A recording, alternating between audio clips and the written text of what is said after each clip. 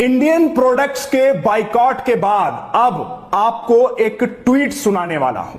साफ तौर पर इसमें लिखा गया है कि जो भारतीय कामगार हैं उन तमाम कामगारों को वापसी का टिकट और उनका बकाया पैसा सौंप दिया गया है और अब उनको भारत वापस भेजा जा रहा है।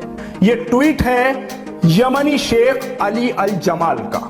इसमें लिखा है, मैंने अपने सभी गैर मुस्लिम यानी हिंदू भारतीय कामगारों को बर्खास्त कर दिया है और उन्हें वापसी की टिकट के साथ उनका सारा बकाया सौंप दिया है और मैं भारत में बने सभी सामानों के लेन देन और खरीद फरोख्त को फौरन रोक दूंगा। यमनी शेख अली अल जमाल। और अब Yemen, Qatar, Saudi, Kuwait, Iran और तमाम 10 के आसपास जो मुस्लिम देश हैं, उन्होंने इस तरह की तमाम चीजें की हैं और अब आगे भी उसमें बढ़ रहे हैं। सवाल यह उठ रहा है कि एक नुपुर शर्मा के इस कदम ने भारत की कितनी बदनामी कराई है और अब भारतीय जनता पार्टी जाकर होश में आई है। सवाल यह भी है कि क्या पहले से इन पर रोक नहीं लगाई जा सकती थी?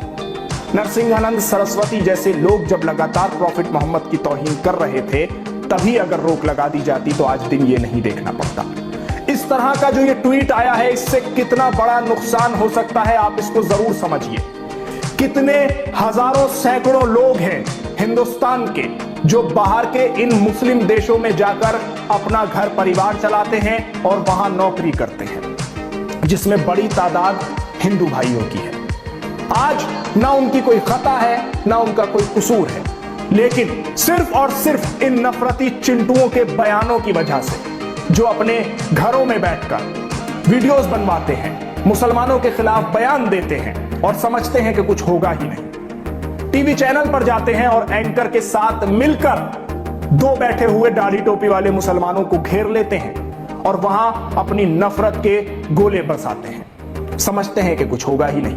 लेकिन रसूल अकरम सल्लल्लाहु अलैहि वसल्लम की शान में तौहीन बर्दाश्त नहीं की जाएगी, ये सीधे तौर पर तमाम मुस्लिम देशों ने कह दिया है। और अभी सिर्फ और सिर्फ कुछ ही मात्रा में मुस्लिम देश सामने आए हैं जिन्होंने अपनी प्रतिक्रिया दी है और अपना विरोध दर्ज कराया है। अभी सभी मुस्लिम देशों ने ऐसा नहीं किया है, सिर्फ 10 से 12 देश हैं। पाकिस्तान की बात छोड़ दीजिए क्योंकि वो दुश्मन देश है, लेकिन चलिए अफगानिस्तान की भी बात छोड़ दीजिए क्योंकि वहां तालिबान है। लेकिन बात अगर इन तमाम देशों की करनी जाए कि जिनसे रिश्ते लगातार बढ़ते जा रहे थे, आज कहां आकर खड़े हो गए हैं हम, किस मोड़ पर आकर खड़े हो गए हैं कि एक ट्वीट ऐसा आया है कि जिसने न जाने कितने परिवार अब ऐसे होंगे कि जिनको दहला दिया होगा, जिनको वापस भेजा जा रहा है, सामान का बाइकॉट किया जा रहा है भारत के, हमारी जीडीपी वैसे ही डाउन है और अब लगातार कहीं ना कहीं एक ना एक झटका दिया जा रहा है। कौन है इन तमाम चीजों का जिम्मेदार? क्या खुलकर आप बोल नहीं सकते कि वो नफरती चिंटू इन तमाम हालात के जिम्मेदार हैं कि जो 5-5 हजार रुपए के लिए टीवी चैनल्स पर बैठकर अपनी नफरत के जो गोले हैं वो बरसाते हैं और मुसलमानों के खिलाफ बोलकर अपनी रोटियां चमकाते हैं?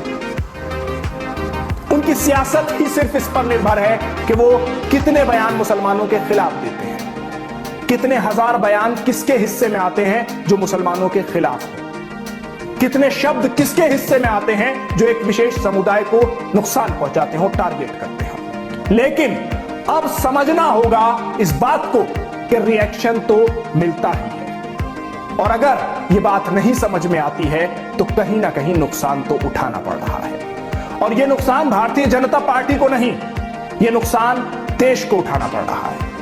किसकी वजह से आज देश का सर शर्म से झुक रहा है?